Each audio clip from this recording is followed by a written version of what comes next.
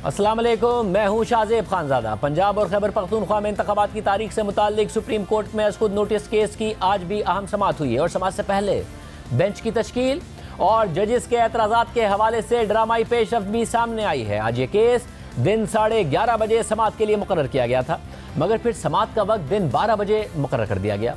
लेकिन दिन 1 बजे तक केस की समाअत शुरू नहीं हो सकी और फिर 1 बजे 23 फरवरी की समाअत का तहरीरी हुक्मनामा जारी कर दिया गया। इसके बाद तकरीबन 1:30 बजे chief justice Umar Ata Bandial, justice Mansoor Ali Shah, justice Munib Akhtar, justice Jamal Mandokhail और जस्टिस मोहम्मद अली मजहर के साथ कोर्ट रूम में आए और बताया कि justice Ijazul Ahsan, justice Yahya Afridi, justice Mazahir Ali Naqvi और जस्टिस अतर मिनल्लाह ने खुद को बेंच से अलग कर लिया है। अदालत का बाकी 5 रुकनी बेंच मुकदमा सुनता रहेगा। चीफ जस्टिस ने मजीद रिमार्क देते हुए कहा कि आइन की तशरीह के लिए अदालत समाअत जारी रखेगी। आइन क्या कहता है, इसका दारोमदार तशरीह पर है। कल 9:30 बजे समाअत शुरू करके कल ही खत्म करने की कोशिश करेंगे। जब तक हुक्मनामा वेबसाइट पर ना आ जाए उसे जारी नहीं कर सकते। जस्टिस जमाल मंदुखेल का नोट हुक्मनामे से पहले ही सोशल मीडिया पर आ गया था। मुस्तकबिल में एहतियात करेंगे कि ऐसा वाकया ना हो। इसके बाद चीफ जस्टिस ने पंजाब और खैबर पख्तूनख्वा असेंबलियों के स्पीकर्स के वकील अली जफर से मुकालमा करते हुए रिमार्क दिए कि अली जफर दलाइल का आगाज करें और आगाह करें कि अदालत ये केस सुने या नहीं। आगाह किया जाए कि अदालत यह मुकदमा सुन सकती है या नहीं। कल हर सूरत मुकदमे को मुकम्मल करना है। इस मरहले पर पीपल्स पार्टी के वकील फारूक नाइक ने कहा कि हमने फुल कोर्ट के मामले पर दरख्वास्त दायर की है। इस पर चीफ जस्टिस ने जवाब दिया कि दरख्वास्तें सुनकर निपटाएंगे। जस्टिस मुनीब अख्तर ने रिमार्क दिए कि कमीशन को असेंबली की तहलील से 90 दिन में इंतखाबात कराने ही हैं। गवर्नर खैबर पख्तूनख्वा ने असेंबली तहलील की, उनको इंतखाबात की तारीख भी देना थी। जब गवर्नर ने तारीख नहीं दी तो सदर के पास डिफॉल्ट पावर मौजूद है। आइन खुद कहता है कि इंतखाबात की तारीख देना गवर्नर की जिम्मेदारी है। पार्लियामेंट ने इलेक्शन एक्ट में सदर मुमलिकत को इंतखाबात की तारीख देने का इख्तियार दिया है। अगर साल 1976 में आइन खामोश था कि इलेक्शन की तारीख देना किसकी जिम्मेदारी है, तो असेंबली ने तरमीम करके सदर और गवर्नर को तारीख देने का इख्तियार दे दिया। पंजाब की हद तक सदर ने शायद तारीख दुरुस्त दी हो। गवर्नर असेंबली तहलील करके तारीख ना दे तो अदालत हुक्म दे सकती है। जैसे जमाल मंदुखेल ने सवाल किया कि अगर सदर और गवर्नर दोनों ही तारीख दे दें तो फिर किसका अमल दुरुस्त होगा। अली जफर ने जवाब दिया कि सूबाई असेंबली तहलील हो तो गवर्नर की तारीख दुरुस्त होगी।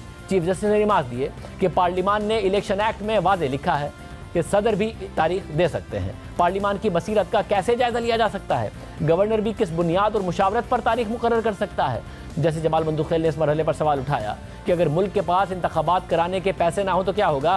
जैसे मुनीब अख्तर ने इस पर रिमार्क देते हुए कहा कि ताज्जुब है, मुल्क में क्रिकेट खेलने के पैसे हैं लेकिन इंतखाबात के लिए नहीं हैं। कैसे हो सकता है कि इस बुनियाद पर इंतखाबात ना हो कि पैसे ही नहीं हैं। अली जफर ने कहा कि इलेक्शन कमीशन सुप्रीम कोर्ट में इंतखाबात की तैयारी का बता चुका है। जैसे मोहम्मद अली मजहर ने इस पर रिमार्क दिए कि तैयारी तो तब होगी जब इंतखाबात की तारीख का ऐलान होगा। जैसे मंसूर अली शाह ने मुस्कुराते हुए रिमार्क दिए कि यहाँ सिर्फ तारीख की बात हो रही है, अभी तो सिर्फ रिश्ता होना है। इस मरहले पर अटॉर्नी जनरल शहजाद अता इलाही ने कहा कि अदालत आर्टिकल 254 को भी मद्देनजर रखे। सदर की दी गई तारीख पर इलेक्शन मुमकिन नहीं, किसी सूरत भी 25 अप्रैल से पहले इंतखाबात मुमकिन नहीं। अगर आज इलेक्शन का ऐलान करेंगे तो 90 दिन की हद पर अमल नहीं हो सकता। 2008 में इंतखाबात की तारीख आगे गई थी। इस पर जस्टिस मुनीब अख्तर ने रिमार्क दिए कि वो तो कौमी सानहा था। जिस जमाल मंदुखेल ने रिमार्क दिए कि आर्टिकल 254 का इतलाक तब होगा जब कोई काम ताखीर से किया गया हो। पहले काम करने की नीयत तो करें। आप कह रहे हैं कि तारीख तो दें, फिर होता है या नहीं वो देखेंगे। इसके बाद चीफ जस्टिस ने सवाल किया कि कल सुबह कौन कौन दलाइल देगा, क्या फारूक नाइक साहब दलाइल देंगे। फारूक नाइक ने बताया कि कल मुख्तसर दलाइल दूंगा। चीफ जस्टिस ने रिमार्क दिए कि कल हम आबिद जुबैरी और शुएब शाहीन को सुनेंगे। हम किसी ना किसी नुक्ते पर पहुंच रहे हैं। जहां आइन खामोश है वहां कानून मौजूद हैं। कल केस को ख़त्म करना चाहते हैं। इस मरहले पर सदर मुमलिकत के सेक्रेटरी अदालत में पेश हुए और कहा कि सदर मुमलिकत ने सलमान अकरम राजा को अपना वकील मुकर्रर किया है। सदर मुमलिकत का कहना है कि अटॉर्नी जनरल अपना मौक़िफ़ दे चुके। आज समाअत हुई और फिर उसके बाद केस की समाअत कल सुबह 9:30 बजे तक मुलतवी कर दी गई। आज इस केस की समाअत शुरू होने से पहले 14 सफ़हात पर मुश्तमिल 23 फरवरी की समाअत का तहरीरी हुक्मनामा जारी किया गया। तहरीरी हुक्मनामे में चीफ जस्टिस ने लिखा है कि हमारे सामने 2 आइनी दरख्वास्तें हैं। एक दरख्वास्त इस्लामाबाद हाई कोर्ट बार ने दायर की है और दूसरी पंजाब और खैबर पख्तूनख्वा के स्पीकर्स ने दायर की है। दोनों दरख्वास्तों में पंजाब और खैबर पख्तूनख्वा के गवर्नर्स की तरफ से इंतखाबात की तारीख ना देने के इक़दाम को चैलेंज किया गया है। ये नोट किया गया कि पंजाब असेंबली 14 जनवरी को तहलील हो गई, जबकि खैबर पख्तूनख्वा असेंबली 18 जनवरी को तहलील की गई। असेंबलियों की तहलील को 5 हफ्तों का वक्त गुजरने के बाद भी इंतखाबात की तारीख देने के आईनी इख्तियार का मामला ज़ेरे समाअत है। आइन का आर्टिकल 224 कहता है कि असेंबली तहलील होने के 90 दिन के अंदर इंतखाबात का इनेकाद होना चाहिए। इसी दौरान 16 फरवरी को अदालती बेंच ने चीफ जस्टिस ऑफ पाकिस्तान से इस मामले पर अज खुद नोटिस लेने की दरख्वास्त की। ये दरख्वास्त सोच समझ कर की गई। हाई कोर्ट्स में पहले ही खासा वक्त लग चुका था और सदर मुमलिकत की तरफ से तारीख देने के इकदाम पर भी गौर किया गया। इस सूरत हाल में चीफ जस्टिस ने 22 फरवरी को अज खुद नोटिस लिया ताकि 3 सवालात को सुना जाए। पहला सवाल, सूबाई असम्बली के इंतखाबात की तारीख का ऐलान किसकी आईनी जिम्मेदारी है। दूसरा सवाल यह है कि इंतखाबात कराने की आईनी जिम्मेदारी किसने और कब पूरी करनी है। और तीसरा सवाल यह है कि वफाक और सूबों की आईनी जिम्मेदारी क्या है। अदालती हुक्म के मुताबिक आइन ने किस अथॉरिटी को सूबाई असम्बली के इंतखाब की तारीख का ऐलान करने के जिम्मेदार करार दिया है। यह मुख्तसर सवाल इससे पहले कभी किसी अदालती कार्रवाई में सामने नहीं आया है। आइन में एक वक्त मुतय्यन है, इसलिए हमने इस मामले को फौरी तौर पर देखने का फैसला किया। अदालती हुक्म के मुताबिक समाअत के दौरान जस्टिस अतर मिनल्ला ने यह नुक्ता उठाया कि पंजाब और खैबर पख्तूनख्वा असम्बली की तहलील आइन की खिलाफवर्जी है, क्योंकि दोनों सूबों के वज़राए आला ने सियासी लीडर के हुक्म पर अमल किया। इसी तरह जस्टिस मंसूर अली शाह ने पंजाब और खैबर पख्तूनख्वा की असम्बली की तहलील की वजूहात के बारे में पूछा। अगर ये वजूहात काबिल समाअत हैं तो क्या अदालत इन दोनों असम्बलियों की बहाली का जायजा ले सकती है। ये नुक्ते ना तो अदालत में दायर की गई आईनी दरख्वास्तों में शामिल हैं और ना ही अज खुद नोटिस लेने की दरख्वास्त का हिस्सा हैं। हमारे सामने जो मामला है उसकी अर्जेंसी को जहन में रखते हुए इन नकात पर आगे चलकर किसी मुनासिब मौके पर गौर किया जा सकता है।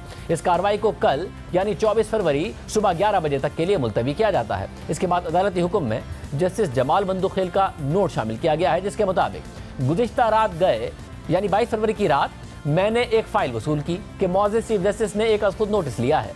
ये नोटिस जस्टिस एजाजुल हसन और जस्टिस मज़ाहिर अली नकवी के एक ऑर्डर की बुनियाद पर लिया गया। ये अपील CCPO गुलाम महमूद डोगर की तरफ से अपनी ट्रांसफर से मुताल्लिक फेडरल सर्विस ट्रिब्यूनल के फैसले के खिलाफ दायर की गई थी।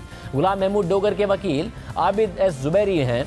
जब गुलाम महमूद डोगर की अपील ज़ेर इल्तवा थी तो उसी दौरान 16 फरवरी को बेंच ने चीफ इलेक्शन कमिश्नर को बुला लिया, जो दरख्वास्त में फरीक ही नहीं थे, और चीफ इलेक्शन कमिश्नर से पंजाब असेंबली के इंतखाबात कराने के हवाले से पूछा गया। चीफ इलेक्शन कमिश्नर के जवाब से कतई नज़र जस्टिस एजाजुल हसन और जस्टिस मज़ाहिर अली नकवी ने मामला चीफ जस्टिस ऑफ पाकिस्तान को अज खुद नोटिस लेने के लिए भिजवाना मुनासिब समझा। जस्टिस जमाल बंदुखेल के मुताबिक इलेक्शन से मुताल्लिक मामले का CCPO लाहौर गुलाम महमूद डोगर की मुलाजमत के मज़कूरा मामले से कोई ताल्लुक ही नहीं बनता। ये भी काबिल जिक्र है कि 3 ऑडियो रिकॉर्डिंग्स मंजर आम पर आई। एक ऑडियो में आबिद जुबैरी मुबैना तौर पर साबिक वज़ीर आला से बात कर रहे हैं। आबिद जुबैरी मुबैना तौर पर साबिक वज़ीर आला परवेज़ इलाही से गुलाम महमूद डोगर के ज़ेर इल्तवा केस के बारे में बात कर रहे हैं। मेरे ख्याल में ये मामला निहायत संजीदा था। इसके अलावा मौजूद जज साहिबान ये कहकर अपनी राय का इजहार कर चुके हैं कि इंतखाबात 90 दिन के अंदर कराना ज़रूरी है और यह कि आइन की खिलाफ वर्जी का बड़ा खतरा था। चीफ जस्टिस ने इन 2 जज साहिबान के बयान करदा नकात में इजाफा किया और अपनी राय का भी इजहार कर दिया। ऐसी कतई राय से तो इस मामले का फैसला हो गया है और आइन के आर्टिकल 10A को मद्देनजर रखे बगैर ऐसा किया गया है। इन हालात में अज खुद नोटिस के लिए मामले को चीफ जस्टिस के पास भेजना मुनासिब नहीं था, इसलिए यह अज खुद नोटिस बिला जवाज है। ये वो नोट है जो जस्टिस जमाल बंदुखेल ने कमरा अदालत में पढ़कर भी सुनाया था, जिसे जमाल बंदुखेल के बाद आज जारी होने वाली 23 फरवरी की समाअत के हुक्मनामे में जस्टिस मंसूर अली शाह का नोट है, जिसमें उन्होंने लिखा है कि ये इस अदालत के हर जज की आईनी और कानूनी जिम्मेदारी है कि चीफ जस्टिस के तश्कील करदा बेंच में बैठें और बेंच के जिम्मे लगाए गए केसेस को सुनें, सिवाय इसके कि कोई जज किसी कानूनी जवाब की वजह से कोई मखसूस केस सुनने से मुआज़रत कर ले। लेकिन किसी कानूनी जवाब की गैर मौजूदगी में महज मुआज़रत कर लेना कानूनी और आईनी जिम्मेदारी से फरार के बराबर है। अपनी इसी अंडरस्टैंडिंग की वजह से मौजूदा केस में अज खुद नोटिस के दायरा कार और बेंच की तश्कील पर अपने खदशात के बावजूद मैंने बेंच से अलहदा ना होने का इंतखाब किया है। ताहम मैं ये अपनी आईनी और कानूनी जिम्मेदारी समझता हूँ कि अपने खदशात को रिकॉर्ड पर लाऊं, ताकि यह गलत फहमी पैदा ना हो कि मेरे कोई खदशात ही नहीं हैं और मेरी खामोशी को मेरी रजामंदी के तौर पर ना लिया जाए। जस्टिस मंसूर अली शाह ने मजीद लिखा है कि मज़कूरा अज खुद नोटिस इस अदालत के 2 रुकनी मौजूद बेंच के उस ऑर्डर की वजह से हमारे सामने आया है जो उन्होंने एक सरकारी अफसर की मुलाजमत के मामले को सुनते हुए जारी किया था। मज़कूरा ऑर्डर में मौजूद बेंच ने चीफ जस्टिस से आर्टिकल 184(3) के अदालती इख्तियार के तहत अज खुद नोटिस लेने की सिफारिश की थी। मेरी नज़र में यह हुक्मनामा एक ऐसे केस में सामने आया है जिसका हमारे सामने मौजूद मामले से कोई ताल्लुक ही नहीं बनता और ये 2 रुकनी बेंच की गैर ज़रूरी दिलचस्पी को जाहिर करता है। इसके अलावा मज़कूरा ऑर्डर के साथ अवामी सतह का एक तनाज़ा भी जुड़ा हुआ है, जो मज़कूरा बेंच के एक रुकन की ऑडियो लीक से पैदा हुआ है। इन इल्ज़ामात पर अदालत के अंदर और बाहर से दरख्वास्तें आने के बावजूद ना ही इस अदालत की तरफ से और ना ही सुप्रीम जुडिशल काउंसिल के आईनी फोरम की तरफ से अभी तक कोई इदारा जाती रद्द अमल सामने आया है। मजीद यह पूरा जज के खिलाफ सुप्रीम जुडिशल काउंसिल में रेफरेंसेस दायर किए जा रहे हैं। लिहाजा इस बैकग्राउंड और मज़कूरा इल्ज़ामात की तहकीकात होने और मामला सेटल होने तक अवामी अहमियत के मामले में मज़कूरा जज की शमूलियत बसद एहतराम गैर मुनासिब लगती है। और ये शमूलियत मजीद मशकूक हो जाती है कि जब दूसरे सीनियर जजेस को बेंच में शामिल नहीं किया गया है। जस्टिस मंसूर अली शाह ने खुद नोटिस से मुतालिक ऑर्डर का हवाला देकर लिखा है कि चीफ जस्टिस ने आर्टिकल 184(3) के अदालती दायरा अख्तियार के तहत खुद नोटिस लेते हुए वाज़े अल्फाज में ये ऑब्जर्वेशन दी हैं। ये मामला आइन की दुरुस्त अमलदारी के अलावा बड़ी अवामी अहमियत के मामलात पर भी मुश्तमिल है, मगर इस ऑब्जर्वेशन के बावजूद बड़ी अवामी अहमियत के मामले को सुनने और फैसला करने के लिए इस अदालत के 2 सीनियर तरीन जजेस को बेंच में शामिल ही नहीं किया गया। जस्टिस मंसूर अली शाह के नोट के मुताबिक सबसे बड़े अदालती इदारे के तौर पर हमारी सबसे बड़ी ताकत उस अवामी एतमाद और भरोसे पर मुनहसिर है जो हमारे मुल्क के अवाम हम पर करते हैं। हमारी गैर जानिबदारी और इस गैर जानिबदारी का अवामी तासुर, शफाफियत और इंसाफ की फराहमी हमेशा गैर मुतनाज़े और बेदाग होनी चाहिए।